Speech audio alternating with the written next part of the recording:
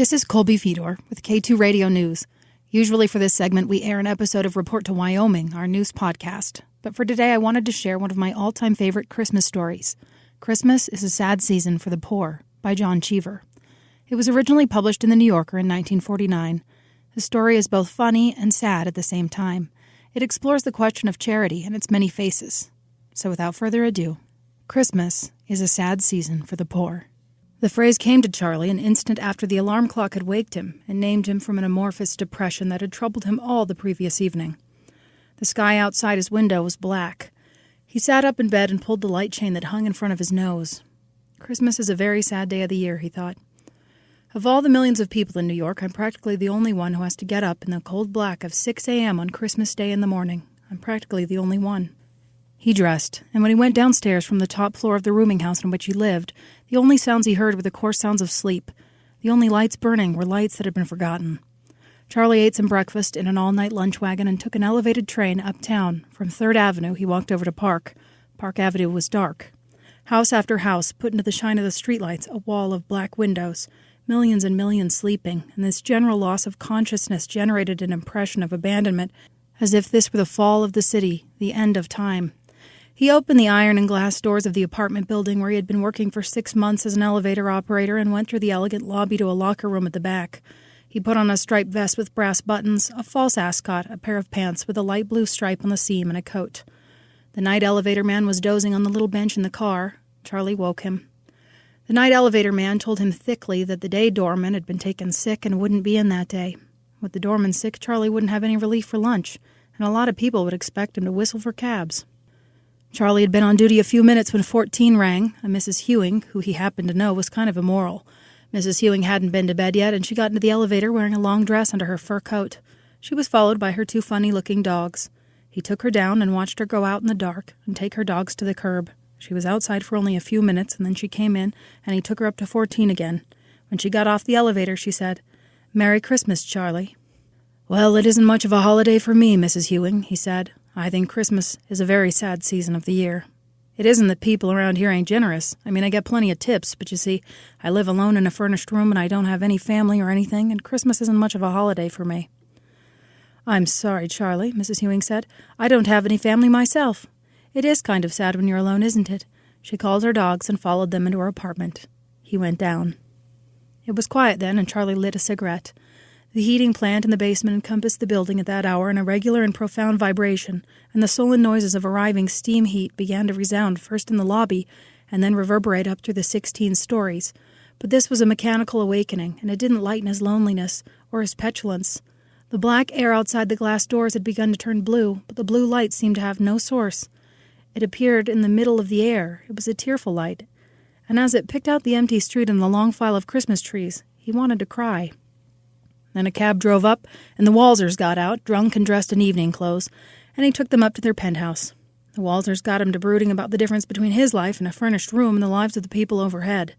It was terrible. Then the early churchgoers began to ring, but there were only 3 of these that morning. A few more went off to church at 8 o'clock, but the majority of the building remained unconscious, although the smell of bacon and coffee had begun to drift into the elevator shaft. At a little after 9, a nursemaid came down with a child. Both the nursemaid and the child had a deep tan, and had just returned, he knew, from Bermuda. He had never been to Bermuda. He, Charlie, was a prisoner, confined 8 hours a day to a 6x8 elevator cage. In one building or another, he had made his living as an elevator operator for 10 years. He estimated the average trip at about 1/8 of a mile, and when he thought of the thousands of miles he had traveled, when he thought that he might have driven the car through the mists above the Caribbean and set it down on some coral beach in Bermuda, he held the narrowness of his travels against his passengers, as if it were not the nature of the elevator but the pressure of their lives that confined him, as if they had clipped his wings. He was thinking about this when the DePauls on 9 rang, and they wished him a Merry Christmas. "Well, it's nice of you to think of me," he said as they descended, "but it isn't much of a holiday for me. Christmas is a sad season when you're poor. I live alone in a furnished room. I don't have any family." "Who do you have dinner with, Charlie?" Mrs. DePaul asked. "I don't have any Christmas dinner," Charlie said. "I just get a sandwich." "Oh, Charlie!" Mrs. DePaul was a stout woman with an impulsive heart, and Charlie's plaint struck at her holiday mood as if she'd been caught in a cloudburst. "I do wish we could share our Christmas dinner with you, you know," she said.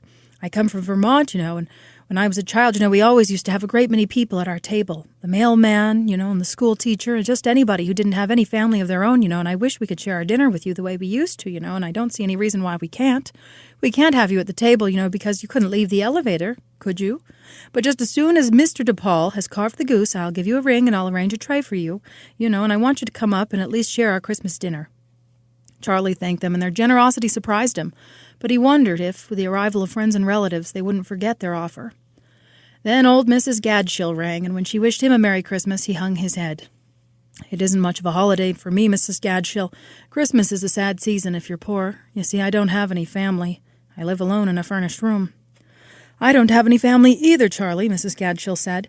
She spoke with a pointed lack of petulance, but her grace was forced. "That is, I don't have any children with me today. I have 3 children and 7 grandchildren, but none of them can see their way to coming east for Christmas with me. Of course, I understand their problems. I know that it's difficult to travel with children during the holidays, although I always seemed to manage it when I was their age. But people feel differently, and we mustn't condemn them for the things we can't understand. But I know how you feel, Charlie. I haven't any family either. I'm just as lonely as you." Mrs. Gadshill's speech didn't move him. Maybe she was lonely, but she had a 10-room apartment and 3 servants, and bucks and diamonds, and there was plenty of poor kids in the slums who would be happy at a chance at the food her cook threw away. Then he thought about poor kids. He sat down on a chair in the lobby, and he thought about them. They got the worst of it. Beginning in the fall, there was all this excitement about Christmas and how it was a day for them. After Thanksgiving, they couldn't miss it. It was fixed so they couldn't miss it. The wreaths and decorations everywhere, and bells ringing, and trees in the park, and Santa Clauses on every corner, and pictures in the magazines and newspapers on every wall and window in the city, telling them if they were good, they would get what they wanted. Even if they couldn't read, they couldn't miss it. They couldn't miss it if they were blind. It got into the air the poor kids inhaled. Every time they took a walk, they'd see all the expensive toys in the store windows. They'd write letters to Santa Claus, and their mothers and fathers would promise to mail them, and after the kids had gone to sleep, they'd burn the letters in the stove. And when it came to Christmas morning, how could you explain it? How could you tell them that Santa only visited the rich? They didn't know about the good. How could you face them when all you had to give them was a balloon or a lollipop? On the way home from work a few nights earlier, Charlie had seen a woman and a little girl going down 59th Street. The little girl was crying. He guessed she was crying. He knew she was crying because she'd seen all the things in the toy store windows and couldn't understand why none of them were for her. Her mother did housework, he guessed, or maybe was a waitress, and he saw them going back to a room like his, with green walls and no heat, on Christmas Eve to eat a can of soup. And he saw the little girl hang her ragged stocking and fall asleep, and he saw the mother looking through her purse for something to put into the stocking. This reverie was interrupted by a bell on 11. He went up, and Mr. and Mrs. Fuller were waiting. When they wished him a Merry Christmas, he said, "Well, it isn't much of a holiday for me, Mrs. Fuller. Christmas is a sad season when you're poor." "Do you have any children, Charlie?" Mrs. Fuller asked. "4 living," he said, 2 in the grave. The majesty of his lie overwhelmed him. "Mrs. Leary's a cripple," he added. "Oh, how sad, Charlie," Mrs. Fuller said. She started out of the elevator when it reached the lobby, and then she turned. "I want to give your children some presents, Charlie," she said. "Mr. Fuller and I are going to pay a call now, but when we come back, I want to give you some things for your children." He thanked her. Then the bell rang on 4, and he went up to get the Westons. "It isn't much of a holiday for me," he told them when they wished him a Merry Christmas. "Christmas is a sad season when you're poor. You see, I live alone in a furnished room." "Poor Charlie," Mrs. Weston said. "I know just how you feel. During the war, when Mr. Weston was away, I was all alone at Christmas. I didn't have any Christmas dinner or a tree or anything. I just scrambled myself some eggs, and I sat there and cried." Mr. Weston, who had gone to the lobby, called impatiently to his wife. "I know just how you feel, Charlie," Mrs. Weston said. By noon, the climate in the elevator shaft had changed from bacon and coffee to poultry and game, and the house, like an enormous and complex homestead, was absorbed in the preparations for a domestic feast. The children and their nursemaids had all returned from the park. Grandmothers and aunties were arriving in limousines. Most of the people who came through the lobby were carrying packages wrapped in colored paper and were wearing their best furs and new clothes. Charlie continued to complain to most of the tenants when they wished him a Merry Christmas, changing his story from the lonely bachelor to the poor father and back again. As his mood changed, but his outpouring of melancholy and the sympathy it aroused didn't make him feel any better. At 1:30, 9 rang, and when he went up, Mr. DePaul was standing in the door of their apartment holding a cocktail shaker and a glass. "Here's a little Christmas cheer, Charlie," he said, and he poured Charlie a drink. Then a maid appeared with a tray of covered dishes, and Mrs. DePaul came out of the living room. "Merry Christmas, Charlie," she said. I had Mr. DePaul carve the goose early so that you could have some, you know. I didn't want to put the dessert on the tray because I was afraid it would melt, you know, so when we have our dessert, we'll call you." "And what is Christmas without presents?" Mr. DePaul said, and he brought a large flat box from the hall and laid it on top of the covered dishes. "You people make it seem like a real Christmas to me," Charlie said. Tears started into his eyes. "Thank you, thank you." "Merry Christmas, Merry Christmas," they called, and they watched him carry his dinner and his presents into the elevator. He took the tray and the box into the locker room when he got down. On the tray there was a soup, some kind of creamed fish, and a serving of goose. The bell rang again, but before he answered it, he tore open the DePaul's box and saw that it held a dressing gown. Their generosity and their cocktail had begun to work on his brain, and he went jubilantly up to 12. Mrs. Gadshill's maid was standing in the door of the tray, and Mrs. Gadshill stood behind her. "Merry Christmas, Charlie," she said. He thanked her, and tears came into his eyes again. On the way down, he drank off the glass of sherry on Mrs. Gadshill's tray. Mrs. Gadshill's contributions was a mixed grill. He ate the lamb chops with his fingers. The bell was ringing again, and he wiped his face with a paper towel, and he went up to 11. "Merry Christmas, Charlie," Mrs. Fuller said. She was standing in the door with her arms full of packages wrapped in silver paper, just like a picture in an advertisement, and Mr. Fuller was beside her with an arm around her, and they both looked as if they were going to cry. "Here are some things I want you to take home to your children," Mrs. Fuller said, "and here's something for Mrs. Leary and something for you, and if you want to take these things out to the elevator, we'll have dinner for you in a minute." He carried the things into the elevator and came back for the tray. "Merry Christmas, Charlie," both of the Fullers called after him as he closed the door. He took their dinner and their presents into the locker room and tore open the box that was marked for him. There was an alligator wallet in it, with Mr. Fuller's initials in the corner. Their dinner was also goose, and he ate a piece of the meat with his fingers and was washing it down with a cocktail when the bell rang. He went up again. This time it was the Westons. "Merry Christmas, Charlie," they said, and they gave him a cup of eggnog, a turkey dinner, and a present. Their gift was also a dressing gown. Then 7 rang, and when he went up, there was another dinner and more toys. Then 14 rang, and when he went up, Mrs. Hewing was standing in the hall in a kind of negligee, holding a pair of riding boots in one hand and some neckties in the other. She had been crying and drinking. "Merry Christmas, Charlie," she said tenderly. "I wanted to give you something, and I've been thinking about you all morning, and I've been all over the apartment, and these are the only things I could find that a man might want. These are the only things that Mr. Brewer left. I don't suppose you'd have any use for the riding boots, but wouldn't you like the neckties?" Charlie took the neckties and thanked her, and he hurried back to the car, for the elevator bell had rung 3 times. By 3 o'clock, Charlie had 14 dinners spread on the table and the floor of the locker room, and the bell kept ringing. Just as he started to eat one, he would have to go up and get another, and he was in the middle of the Parsons' roast beef when he had to go up and get the DePaul's dessert. He kept the door of the locker room closed, for he sensed that the quality of charity is exclusive, and that his friends would have been disappointed to find that they were not the only ones to try to lessen his loneliness. There were goose, turkey, chicken, pheasant, grouse, and pigeon. There was trout and salmon, creamed scallops and oysters, lobster, crab meat, whitebait, and clams. There were plum pudding, mince pies, mousses, puddles of melted ice cream, layer cakes, tortons, eclairs, and 2 slices of Bavarian cream. He had dressing gowns, neckties, cufflinks, socks, and handkerchiefs, and one of the tenants had asked for his neck size and then given him 3 green shirts. There was a glass teapot filled, the label said, with jasmine honey, 4 bottles of aftershave lotion, some alabaster bookends, and a dozen steak knives. The avalanche of charity he had precipitated filled the locker room and made him hesitant, now and then, as if he had touched some wellspring in the female heart that would bury him alive in food and dressing gowns. He had made almost no headway on the food, for all the servings were preternaturally large, as if loneliness had been counted on to generate in him a brutish appetite. Nor had he opened any of the presents that had been given to him for his imaginary children, but he had drunk everything they set down, and around him were the dregs of martinis, Manhattans, old fashions, champagne and raspberry shrub cocktails, eggnogs, bronxes, and sidecars. His face was blazing. He loved the world, and the world loved him. When he thought back over his life, it appeared to him in a rich and wonderful light, full of astonishing experiences and unusual friends. He thought that his job as an elevator operator, cruising up and down through hundreds of feet of perilous space, demanded the nerve and the intellect of a birdman. All the constraints of his life, the green walls of his room and the months of unemployment, dissolved. No one was ringing, but he got into the elevator and he shot it at full speed up to the penthouse and down again, up and down, to test his wonderful mastery of space. A bell rang on 12 while he was cruising, and he stopped in his flight long enough to pick up Mrs. Gadshill. As the car started to fall, he took his hands off the controls in a paroxysm of joy and shouted, "Strap on your safety belt, Mrs. Gadshill! We're going to make a loop-the-loop!" Mrs. Gadshill shrieked, and then for some reason she sat down on the floor of the elevator. Why was her face so pale, he wondered. Why was she sitting on the floor? She shrieked again. He grounded the car gently and cleverly, he thought, and he opened the door. "I'm sorry if I scared you, Mrs. Gadshill," he said meekly. "I was only foolin'." She shrieked again and ran into the lobby, screaming for the superintendent. The superintendent fired Charlie and took over the elevator himself. The news that he was out of work stung Charlie for a minute.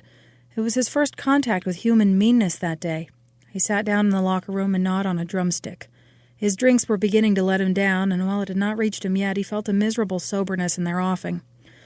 The excess of food and presents around him began to make him feel guilty and unworthy. He regretted bitterly the lie that he had told about his children. He was a single man with simple needs. He had abused the goodness of the people upstairs. He was unworthy. Then, up through this drunken train of thought, surged the sharp figure of his landlady and her 3 skinny children. He thought of them sitting in their basement room. The cheer of Christmas had passed them by. This image got him to his feet, the realization that he was in a position to give, that he could bring happiness easily to someone else, sobered him. He took a big burlap sack, which was used for collecting waste, and began to stuff it, first with his presents and then with the presents for his imaginary children. He worked with the haste of a man whose train is approaching the station, for he could hardly wait to see those long faces light up when he came in the door. He changed his clothes, and fired by a wonderful and unfamiliar sense of power, he slung his bag over his shoulder like a regular Santa Claus. He went out the back way and took a taxi to the Lower East Side. The landlady and her children had just finished off a turkey, which had been sent to them by the local Democratic Club, and they were stuffed and uncomfortable when Charlie began pounding on the door, shouting, "Merry Christmas!" He dragged the bag in after him, and he dumped the presents for the children onto the floor. There were dolls and musical toys, blocks, sewing kits, a costume, and a loom, and it appeared to him that, as he had hoped, his arrival in the basement dispelled its gloom. When half the presents had been opened, he gave the landlady a bathrobe and went upstairs to look over the things that he had been given for himself. Now, the landlady's children had already received so many presents by the time Charlie arrived that they were confused with receiving, and it was only the landlady's intuitive grasp of the nature of charity that made her allow the children to open some of the presents while Charlie was still in the room. But as soon as he was gone, she stood between the children and the presents that were still unopened. "Now you kids have enough already," she said. "You have to share. Just look at the things you got here. Why, you ain't even played with half of them. Mary Ann, you ain't even looked at the doll the fire department gave you. Now a nice thing to do would be to take all this stuff that's left over to those poor people on Hudson Street. Them Deckers, they ain't got nothing." A beatific light came into her face when she realized that she could give, that she could bring cheer, that she could put a healing finger on a case needier than hers. And like Mrs. Ball and Mrs. Weston, like Charlie himself, and like Mrs. Decker, Mrs. Decker was to think subsequently of the poor Shannons. First love, then charity, and then a sense of power drove her. "Now, you kids, help me get all this stuff together. Hurry, hurry, hurry," she said, for it was dark then, and she knew that we are bound one to another in licentious benevolence for only a single day, and that day was nearly over. She was tired, but she couldn't rest. She couldn't rest.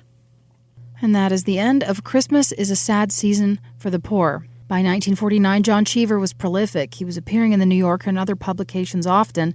Earlier that same month, his story Vega appeared in Harper's, accompanied by drawings by an emerging 21-year-old artist named Andy Warhol. Cheever's slick style is notable for its suburban languor. In 1964, he went on to publish The Swimmer, arguably one of his most famous short stories.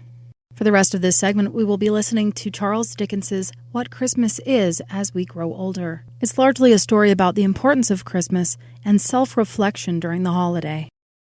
What Christmas Is As We Grow Older, by Charles Dickens. Time was, with most of us, when Christmas Day, encircling all our limited world like a magic ring, left nothing out for us to miss or seek, bound together all our home enjoyments, affections, and hopes, grouped everything and everyone around the Christmas fire, and made the little picture shining in our bright young eyes complete.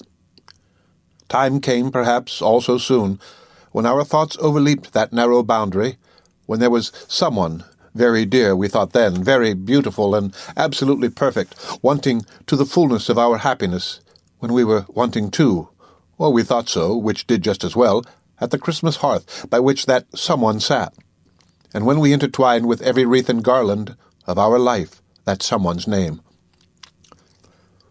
That was the time for the bright visionary Christmases which have long arisen from us to show faintly after summer rain in the palest edges of the rainbow. That was the time for the beatified enjoyment of the things that were to be and never were, and yet the things that were so real in our resolute hope that it would be hard to say now what realities achieved since have been stronger. What? Did that Christmas never really come when we and the priceless pearl, who was our young choice, were received after the happiest of totally impossible marriages by the two united families previously at daggers drawn on our account? When brothers and sisters-in-law, who had always been rather cool to us before our relationship was effected, perfectly doted on us, and when fathers and mothers overwhelmed us with unlimited incomes? Was that Christmas dinner never really eaten, after which we arose and generously and eloquently rendered honor to our late rival present in the company, then and there exchanging friendship and forgiveness, and founding an attachment not to be surpassed in Greco-Roman story which subsisted until death? Has that same rival long ceased to care for that same priceless pearl and married for money and become usurious? Above all, do we really know now that we should probably have been miserable if we had won and worn the pearl, and that we are better without her? That Christmas, when we had recently achieved so much fame, when we had been carried in triumph somewhere for doing something great and good, when we had won an honored and ennobled name and arrived and were received at home in a shower of tears of joy, is it possible that that Christmas has not come yet? And is our life here, at the best, so constituted that, pausing as we advanced at such a noticeable milestone in the track as this great birthday, we look back on the things that never were as naturally and fully, as gravely as on the things that have been and are gone, or have been and still are? If it be so, and so it seems to be, must we come to the conclusion that life is little better than a dream, and little worth the loves and strivings that we crowd into it? No. Far be such miscalled philosophy from us, dear reader, on Christmas Day. Nearer and closer to our hearts be the Christmas spirit, which is the spirit of active usefulness, perseverance, cheerful discharge of duty, kindness, and forbearance. It is, in the last virtues especially, that we are, or should be, strengthened by the unaccomplished visions of our youth. For who shall say that they are not our teachers to deal gently even with the impalpable nothings of the earth? Therefore, as we grow older, let us be more thankful that the circle of our Christmas associations and of the lessons that they bring expands. Let us welcome every one of them and summon them to take their places by the Christmas hearth. Welcome, old aspirations, glittering creatures of an ardent fancy, to your shelter underneath the holly. We know you, and have not outlived you yet. Welcome, old projects and old loves, however fleeting, to your nooks among the steadier lights that burn around us. Welcome all that was ever real to our hearts, and for the earnestness that made you real, thanks to heaven.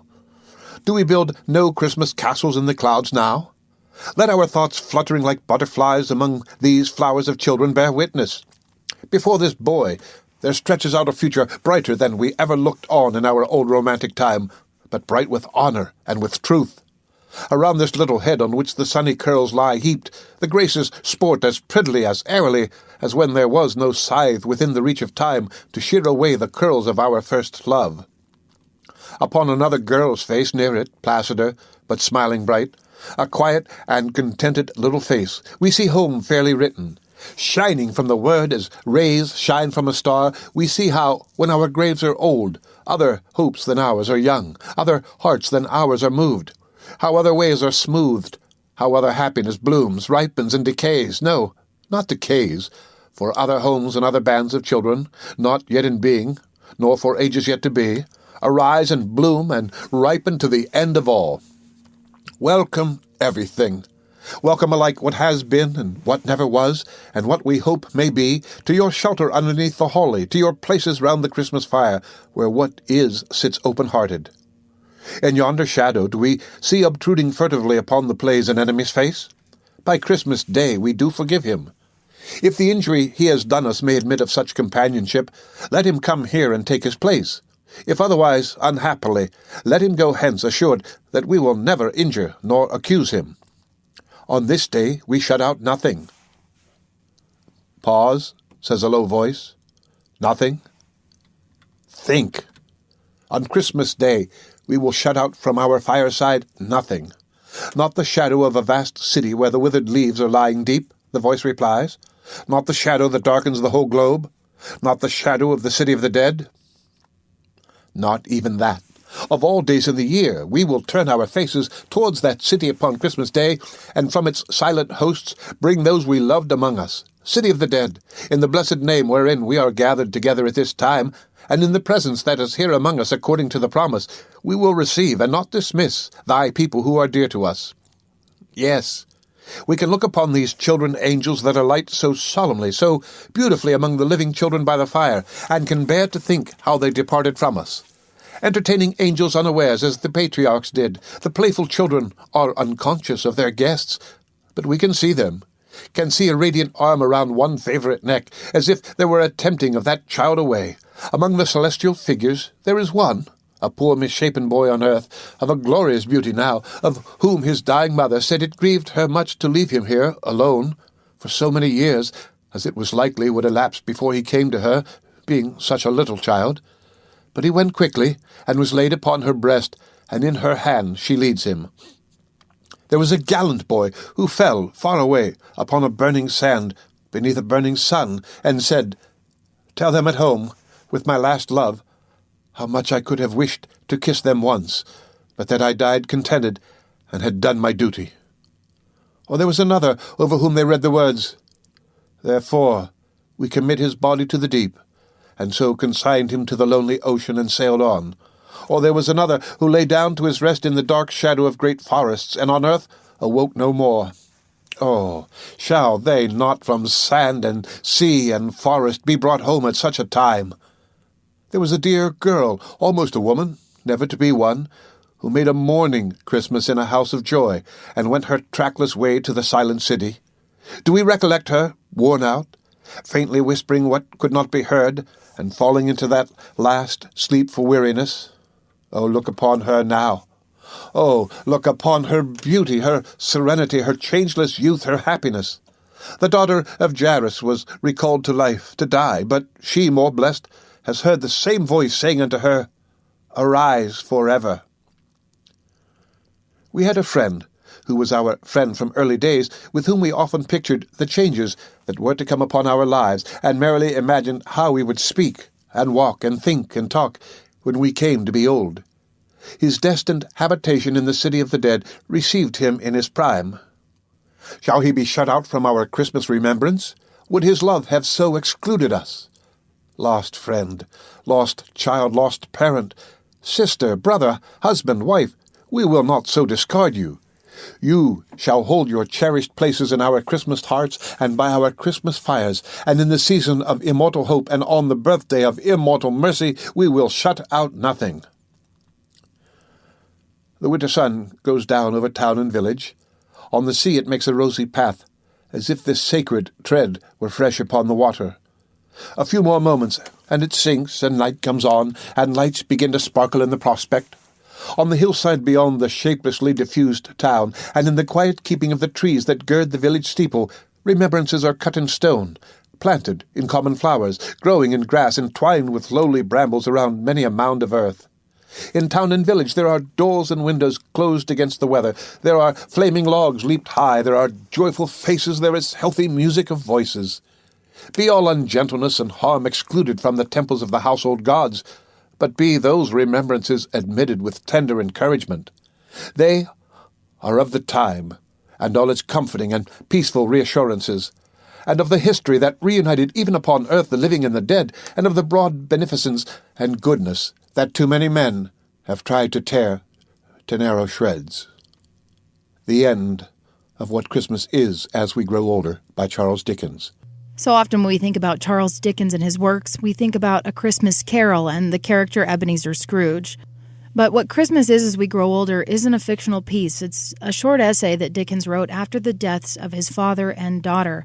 He's weaved into it his personal vignette of universal memories that we can all share, and the exactness of expecting a sweet sentiment, a delightful day, a happy holiday that we think should be filled with love, laughter, gifts, feasts, and heartfelt fondness.